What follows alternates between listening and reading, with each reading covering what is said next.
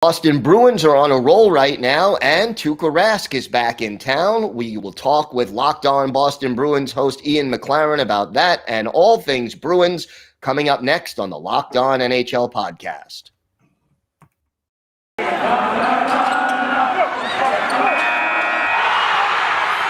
You're Locked On NHL, your daily podcast on the National Hockey League. Part of the Locked On Podcast Network, your team every day.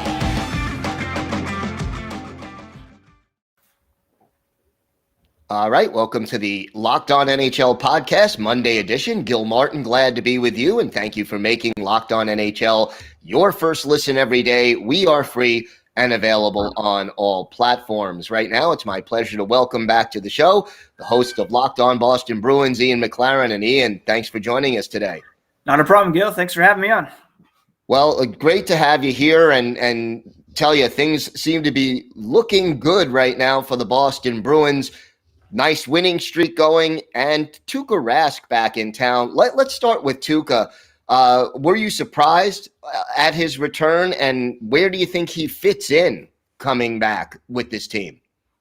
Yeah, I don't think I was overly surprised. He had made it pretty clear back in the offseason that he had the surgery on his hip in order to prolong his hockey career for at least one more season, and he said all along that he only wanted to play for the Bruins again.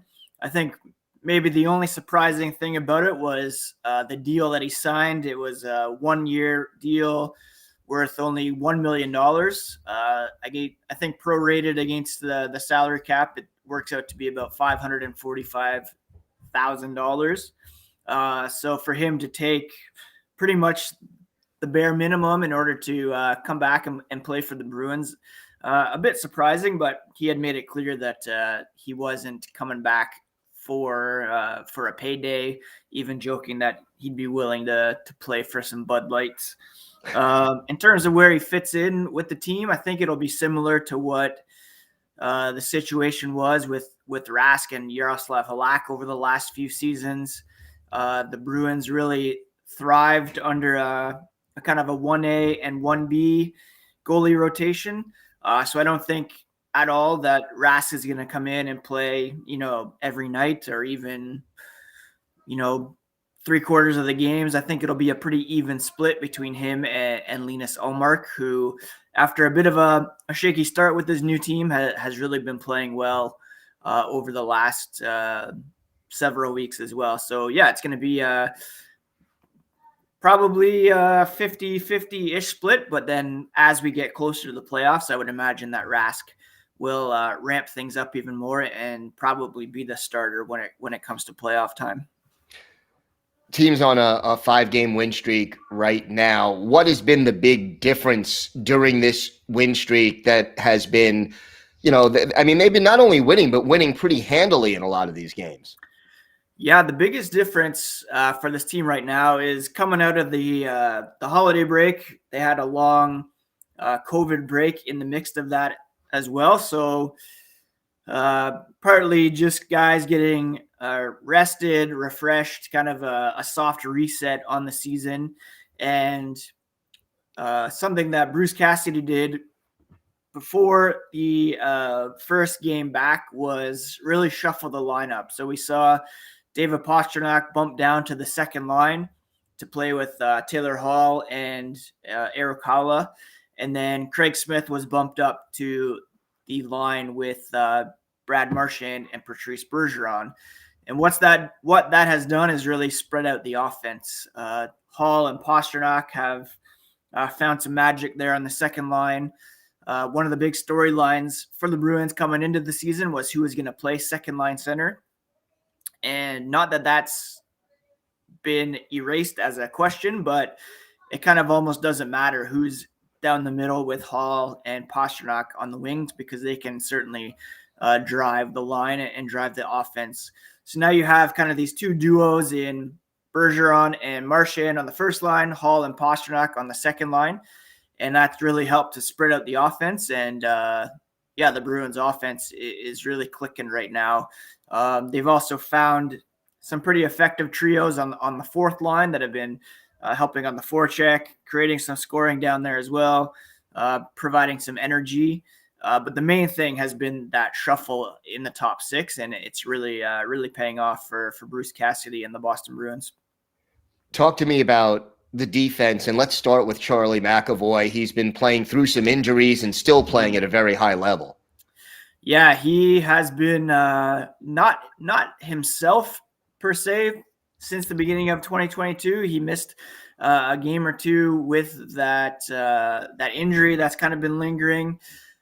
But still, when he's been called upon, he's been playing major minutes, still locking things down. One thing that really impresses me about McAvoy is that his speed, he's able to get back on defense fairly quickly, to able to retrieve pucks, throw around the body there on the back check, and then able to grab the puck and take things the other way to drive things offensively. He's been remarkable for the Bruins, not necessarily piling up points like a Cale Makar or an Adam Fox is, but defensively, he is as strong as anybody in the NHL. And yeah, they were without him for a game last week against the Lightning, which they won, which really is a testament to kind of the depth that they have, and also Bruce Cassidy's defensive system that can kind of withstand their number one guy being out against the top team in the NHL. Wanted to ask you about a newcomer who's off to a pretty good start. I hope I'm going to pronounce this right, but Urho Vaakanainen, 4 assists in his first 5 games and playing pretty well, defensively and positionally as well. What is expected of him, and does he have a long-term fit on this team? I mean, yeah, the Bruins, they selected him in the first round back in 2017. There's been a lot of, questions about Don Sweeney and his draft record. Obviously Charlie McAvoy has been a huge hit. We just talked about him. The year after, they selected Vaakanainen over some pretty impressive players. Josh Norris went behind him. He's turned into a top line center for the Senators. Robert Thomas, Kyler Yamamoto. These are all guys that were selected pretty much right after Vaakanainen. It's taken him some time to develop, and that's not unheard of, obviously, for defensemen. He, just turned 23 a couple weeks ago. And in his limited time up with the Bruins so far this season, he has looked very good. I don't know if he's a top pair guy necessarily, but he certainly looks like he belongs in the NHL lineup. Not dissimilar to Jakobs Borrell earlier this season, who was a first-round pick in 2015. He suffered a season-ending ACL injury. So that was a big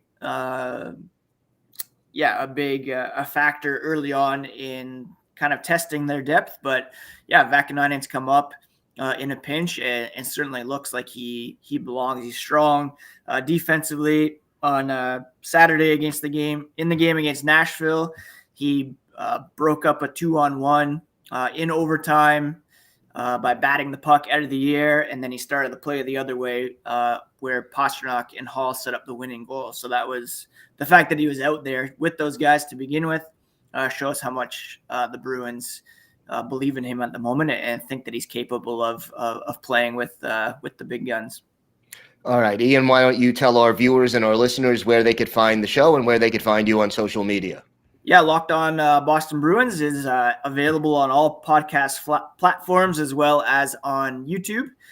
People can follow the podcast at Locked NHL Bruins on both Twitter and Instagram.